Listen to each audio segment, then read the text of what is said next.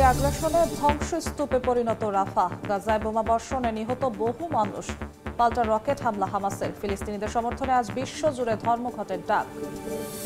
ভূমিকম্পে বিধ্বস্ত মিয়ানমারে ত্রাণ কার্যক্রম ব্যাহত হওয়ায় মানবিক সংকট প্রকট। সাহায্যের হাত বাড়িয়েছে চীন। মৃতের সংখ্যা প্রায় ৩,৫০০।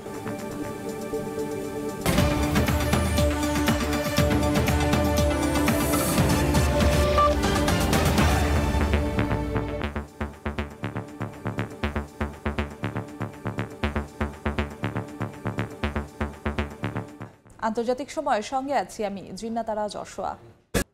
ইসরায়েলি বাহিনীর হামলায় ধ্বংসস্তূপে পরিণত হয়েছে গাজার রাফা। শহরটির ৯০% বাড়িঘর গুড়িয়ে দিয়েছে নেতানিয়াহু বাহিনী। নেই হাসপাতাল, খাবার, বিশুদ্ধ পানি ও নিরাপদ আশ্রয়। উপত্যকা জুড়ে বর্বর হামলা নিয়ে বিশ্বজুড়ে নিন্দার ঝড় উঠেছে। এরপরও বোমাবর্ষণ অব্যাহত রেখেছে দখলদার বাহিনী। এতে নিহত হয়েছেন বহু ফিলিস্তিনি। গাজার নিরীহ বাসিন্দাদের ওপর বোমা বর্ষণের প্রতিবাদে পাল্টা রকেট হামলা চালিয়েছে হামাস। এদিকে আজ ফিলিস্তিনিদের সমর্থনে বিশ্বজুড়ে ধর্মঘটের ডাক দেয়া হয়েছে। রাফা আর কোনো শহরের নাম নয়, এটি পরিণত হয়েছে গণকবরে। ইসরায়েলি অভিযান রাফাকে পরিণত করেছে আধুনিক যুগের গণহত্যা ও জাতিগত নিধনের সবচেয়ে ভয়াবহ উদাহরণে। মাত্র ৬০ বর্গ কিলোমিটার জায়গায় এই শহরে ছিল ৩ লাখ মানুষের বসবাস। বর্তমানে যেখানে ধ্বংস হয়েছে প্রায় ১২,০০০ বর্গমিটার এলাকা, মুছে গেছে ৯০% আবাসিক এলাকা। রাফার ২২টি পানির কূপের মধ্যে ২২টি এখন অকেজো। ধ্বংস হয়েছে শহরের ৮৫% পয়ঃনিষ্কাশন ব্যবস্থা। বন্ধ হয়ে গেছে সবকটি মেডিকেল সেন্টার। গেল ২০ দিনে গাজায় নিহত হয়েছে ৪৯০ শিশু। উপত্যকাটির মিডিয়া অফিস বলছে, পরিকল্পিতভাবে শিশুদের হত্যা করছে ইসরায়েলি সেনারা। রোববারও তাদের হাতে শিশুসহ অনেক ফিলিস্তিনি হতাহত হয়েছে। পাল্টা রকেট হামলা চালিয়েছে ফিলিস্তিনের স্বাধীনতাকামী সংগঠন হামাস। চলমান অবস্থার জন্য ট্রাম্প প্রশাসনকে দায়ী করছে সংগঠনটি। এদিকে গাজায় চলমান আগ্রাসনের বিরুদ্ধে যুক্তরাষ্ট্রের ওয়াশিংটনে হাজারো মানুষ জড়ো হয়ে প্রতিবাদ জানিয়েছে। তাদের দাবি, গাজায় হামলা বন্ধ করতে হবে এবং শিশু হত্যার বিচার আন্তর্জাতিকভাবে নিশ্চিত করতে হবে। পাশাপাশি বিশ্বের বিভিন্ন দেশ ফিলিস্তিনপন্থী বিক্ষোভ চালিয়ে যাচ্ছে। স্থানীয় সময় সোমবার বিশ্বজুড়ে ফিলিস্তিনিদের সমর্থনে ডাক দেওয়া হয়েছে ধর্মঘটের। এর মধ্যে যুক্তরাজ্যের পার্লামেন্টের লেবার দলীয় ২ আইন প্রণেতাকে আটকের পর ছেড়ে দিয়েছে ইসরায়েলি কর্তৃপক্ষ। দেশটিতে প্রবেশ করতে অস্বীকৃতি জানিয়ে তাদের আটক করা হয়েছিল। এদিকে ট্রাম্পের সঙ্গে আলোচনা করতে যুক্তরাষ্ট্রে গেছেন ইসরায়েলের প্রধানমন্ত্রী বেনিয়ামিন নেতানিয়াহু। স্থানীয় সময় সোমবার হোয়াইট হাউসে তাদের বৈঠক হওয়ার কথা রয়েছে।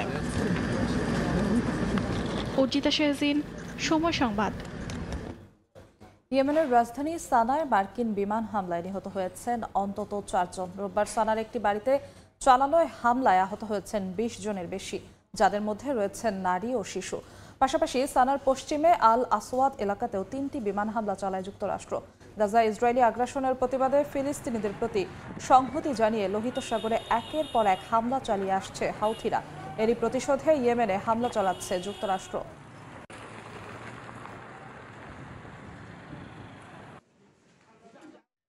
পরমাণু কর্মসূচি নিয়ে যুক্তরাষ্ট্রের সঙ্গে সরাসরি আলোচনার প্রত্যাশাকে অর্থহীন বলেছেন ইরানের পররাষ্ট্রমন্ত্রী আব্বাস আরাকচি। তবে পরোক্ষ কূটনৈতিক আলোচনা চালিয়ে যেতে তেহরান রাজি বলে জানান তিনি। দুই দেশের চলমান উত্তেজনার মধ্যেই রোববার এক বিবৃতিতে এই মন্তব্য করেন আরাকচি। এদিকে নাম প্রকাশে অনিচ্ছুক দেশটির এক উচ্চপদস্থ কর্মকর্তা জানিয়েছেন, যেসব প্রতিবেশী দেশে মার্কিন সামরিক ঘাঁটি রয়েছে, ইরানের বিরুদ্ধে হামলায় সেসব দেশ জড়ালে তারা তেহরানের লক্ষ্য বস্তুতে পরিণত হতে পারে। ব্রিটিশ বার্তা সংস্থা রয়টার্স এ খবর জানিয়েছে।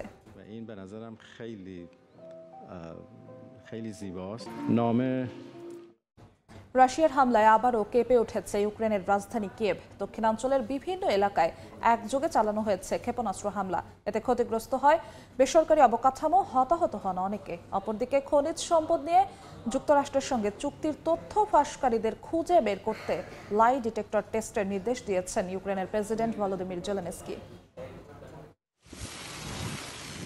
ইউক্রেন রাশিয়া যুদ্ধ পেরিয়ে গেছে তৃতীয় বছরে। সংঘাত কেবল সামরিক নয়, রাজনৈতিক, অর্থনৈতিক এবং কূটনৈতিক ক্ষেত্রেও এর প্রভাব পড়ছে। যুদ্ধবিরতির জন্য কূটনৈতিক তৎপরতা চললেও কিছুতেই থামার নাম নিচ্ছে না এই সংঘাত। স্থানীয় মার্কিন প্রেসিডেন্টের শুল্ক আরোপের পর 50টিরও বেশি দেশ সমঝোতা করতে যুক্তরাষ্ট্রের সঙ্গে বাণিজ্য আলোচনা শুরু করার জন্য যোগাযোগ করেছে।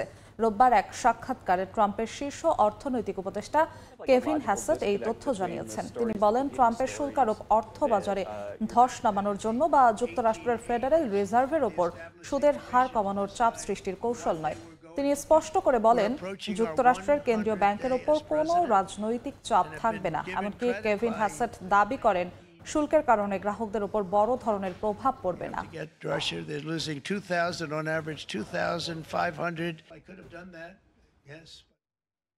প্রেসিডেন্ট ডোনাল্ড ট্রাম্পের বিরুদ্ধে বিক্ষোভে উত্তাল যুক্তরাষ্ট্র। শুল্ক নীতির প্রতিবাদে রাজধানী ওয়াশিংটন ডিসি সহ দেশটির বিভিন্ন শহরে বিক্ষোভ করেন কয়েক লাখ মানুষ। ট্রাম্প বিরোধী বিক্ষোভ হয়েছে যুক্তরাষ্ট্রের বাইরেও। লন্ডন, প্যারিস ও বার্লিন সহ ইউরোপের বিভিন্ন শহরের রাজপথে নেমে ট্রাম্পের শুল্ক নীতির কঠোর সমালোচনা করেন আন্দোলনকারীরা। ক্ষমতা গ্রহণের কয়েক মাসের মাথায় গণবিক্ষোভের মুখে প্রেসিডেন্ট ডোনাল্ড ট্রাম্প। বিভিন্ন দেশের সঙ্গে শুল্ক যুদ্ধের প্রতিবাদে বিক্ষোভে উত্তাল খোদ যুক্তরাষ্ট্র। বিশ্বের বিভিন্ন দেশে ট্রাম্পের শুল্কারোপের প্রতিবাদে স্থানীয় সময় শনিবার ক্যালিফোর্নিয়ার লস অ্যাঞ্জেলেসের রাজপথে নামেন হাজার হাজার মানুষ। ট্রাম্প বিরোধী বিক্ষোভ হয়েছে রাজধানী ওয়াশিংটন ডিসিতেও। নিউ ইয়র্কেও ট্রাম্প বিরোধী বিক্ষোভে অংশ নেন অসংখ্য মানুষ। আন্দোলনকারীদের অভিযোগ, শুল্ক নীতির আড়ালে কর্তৃত্ববাদী শাসন ব্যবস্থা বাস্তবায়নের চেষ্টা করছে ট্রাম্প প্রশাসন। I believe Donald Trump is trying to tear our country down. আমি মনে করি ডোনাল্ড ট্রাম্প আমাদের দেশকে ধ্বংস করার চেষ্টা করছে। তিনি যা কিছু করছেন তা যুক্তরাষ্ট্রের উন্নতির জন্য নয়। তিনি আমাদের অবকাঠামো ধ্বংস করছেন, আমাদের সরকারের প্রতিটি দফতরকে ধ্বংস করছেন এবং এখন তিনি আমাদের অর্থনীতি ধ্বংস করছেন। তিনি আমাদের সব মিত্রদের সরিয়ে নিচ্ছেন। আমরা এখন বিশ্বের কাছে এক অভিশাপ। Taking away all of our allies. We're a pariah in the world. এদিন আরেক অঙ্গরাজ্য টেক্সাসের ডালাসেও ট্রাম্প বিরোধী বিক্ষোভে অংশ নেন শত শত মানুষ। প্রেসিডেন্টের পাশাপাশি মার্কিন ধনকুবের ইলন মাস্কের বিরুদ্ধে স্লোগান দেন বিক্ষোভকারীরা। ট্রাম্প বিরোধী বিক্ষোভ হয়েছে কলোরাডো অঙ্গরাজ্যের ডেনভারেও। ব্যানার ও প্ল্যাকার্ড হাতে জড়ো হন হাজারো মানুষ। ট্রাম্প ও মাস্কের বিরুদ্ধে গণতন্ত্র রক্ষার দাবিতে শহর জুড়ে পদযাত্রা করেন তারা। প্রতিবাদে মুখর ছিল আটলান্টার রাজপথও। যুক্তরাজ্যের লন্ডনে ব্যানার হাতে জড়ো হন প্রায় 200 প্রতিবাদকারী, যাদের অধিকাংশই যুক্তরাষ্ট্রের নাগরিক। ট্রাম্পকে বিশ্বের জন্য হুমকি বলে আখ্যা দেন তারা। এই দিন ফ্রান্সের রাজধানী প্যারিসেও ট্রাম্পের শুল্ক নীতির বিরুদ্ধে প্রতিবাদ জানান শত শত মানুষ। ট্রাম্প প্রতিদিন যা খুশি তাই করছে, সে নিজেও জানে না পরদিন কি করবে। আর সবচেয়ে ভয়াবহ ব্যাপার হলো, ট্রাম্প সহজেই ধনী ব্যক্তিদের দ্বারা প্রভাবিত হন, যাদের মাথায় শুধু নিজেদের লাভের চিন্তা।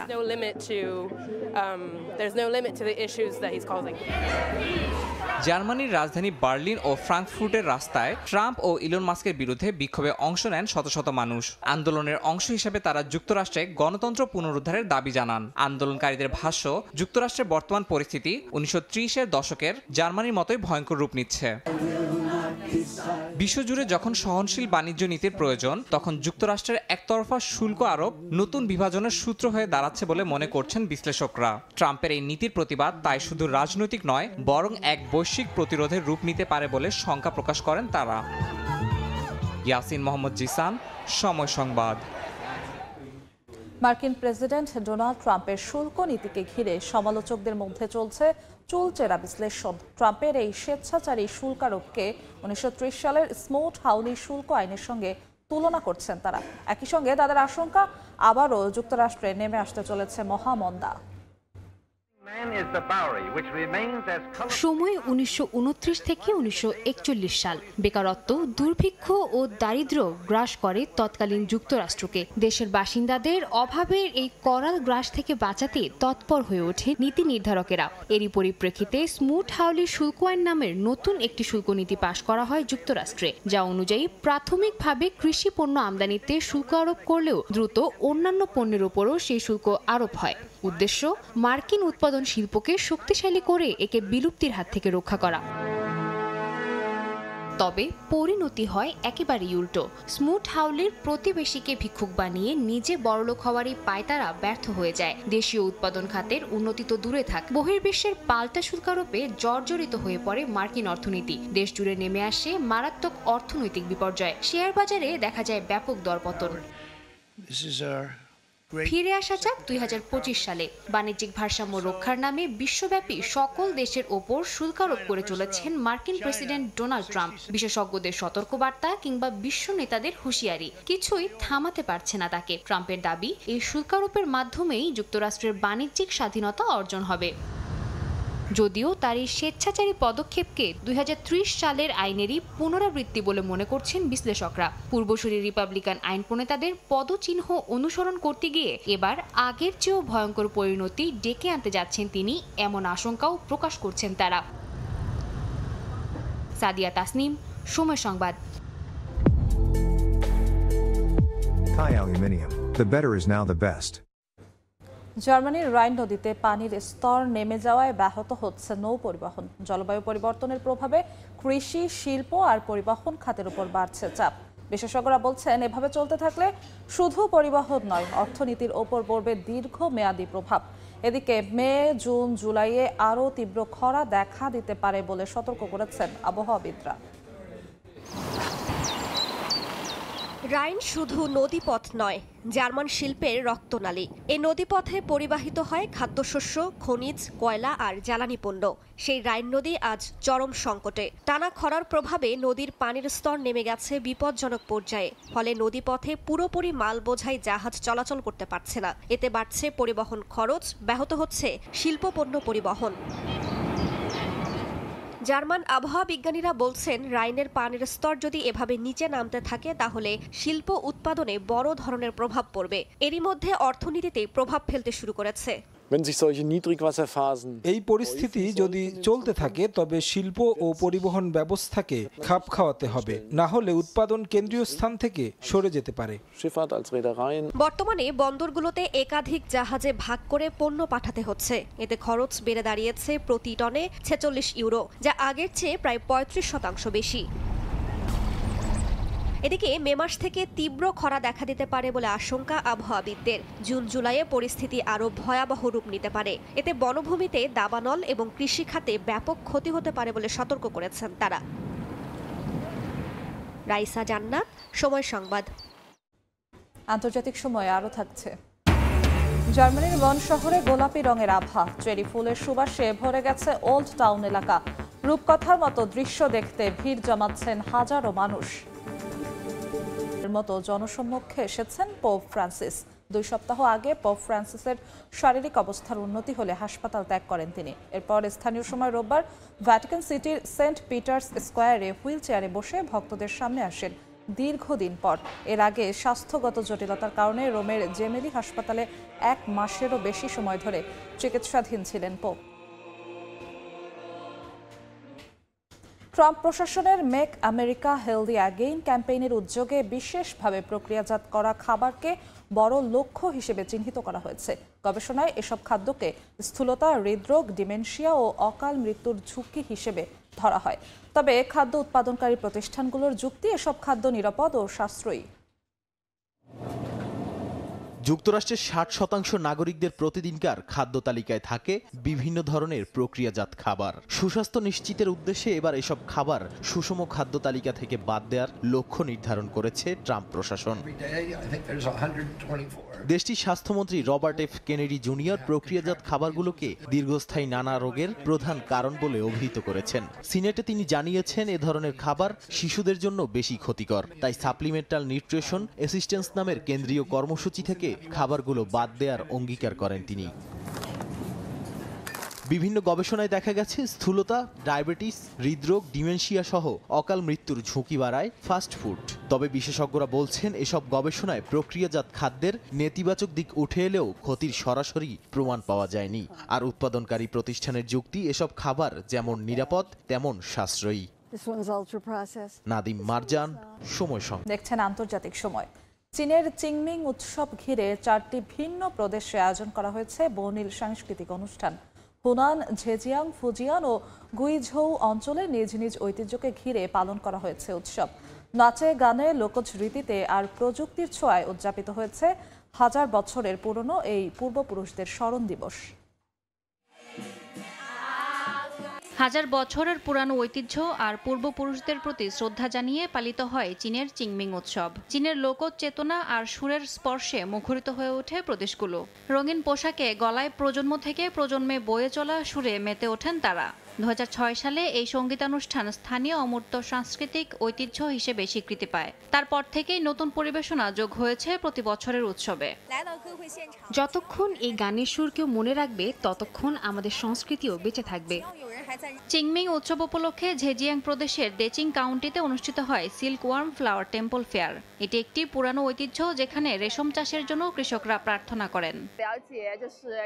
প্রথমবার এলাম, নিজ শহরের রেশম সংস্কৃতি সরাসরি জানার দারুণ সুযোগ হলো। ফুজিয়ানের হুয়ান কাউন্টিতে ঐতিহ্যবাহী টুলুর চারপাশে চলেছে রঙিন শোভাযাত্রা। সেখানে স্থানীয় হাক্কা জনগণের ইয়েঙ্গের নৃত্য ছিল প্রধান আকর্ষণ। এছাড়া গুইঝৌ প্রদেশের ঝুনই শহরে পর্যটকরা হাতে কলমে ঐতিহ্যবাহী রং করা পোশাক, লণ্ঠন তৈরি এবং হার্বাল পেপার তৈরি শিখছেন। চিংমিং উৎসব শুধু পূর্বপুরুষদের প্রতি শ্রদ্ধা জানানো নয়, এটি একটি সাংস্কৃতিক মিলন মেলা যেখানে ঐতিহ্য আর আধুনিকতার মিশেলে চীনের প্রাচীন ঐতিহ্যকে নতুন রূপে উদযাপন করা হয়। ঐতিহ্যবাহী এই উৎসব প্রতি বছর এপ্রিলের 4 থেকে 6 তারিখের মধ্যে অনুষ্ঠিত হয়। ইয়াসমিন অনন্যা, সময় সংবাদ। রাস্তা যেন পরিণত হয়েছে গোলাপি রঙের এক স্বপ্নলোকে। চেরি ফুলের সুবাসে ভরে গেছে পুরো ওল্ড টাউন এলাকা। রূপকথার মতো দৃশ্য দেখতে ভিড় জমাচ্ছেন হাজারো মানুষ। শুধুই ফুল দেখতে নয়, এই সৌন্দর্যকে হৃদয়ে ধারণ করতে এসেছেন অনেকে।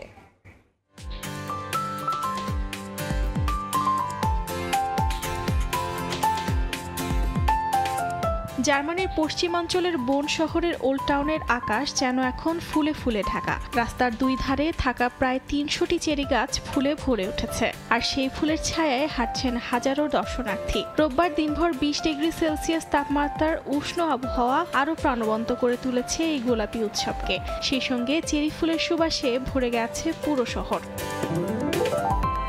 এখানে প্রতিটি গাছ যেন এক একটি জীবন্ত শিল্পকর্ম, আর প্রতিটি রাস্তা যেন এক একটি ক্যানভাস। জানা গেছে বন শহরে প্রথম চেরি গাছ লাগানো হয় 1986 সালে, আর তখন থেকেই শুরু হয় এই মনোমুগ্ধকর ঐতিহ্যের যাত্রা।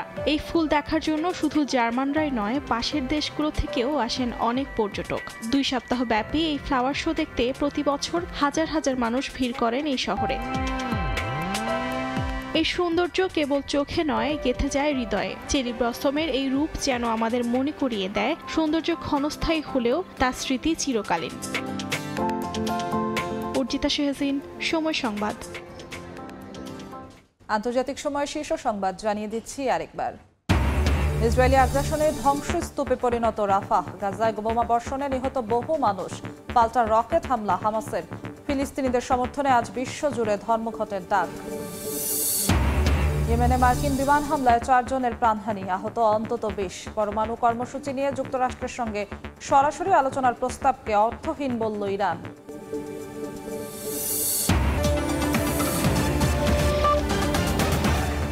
এই ছিল আন্তর্জাতিক সময়। সঙ্গেই থাকুন সময়ের।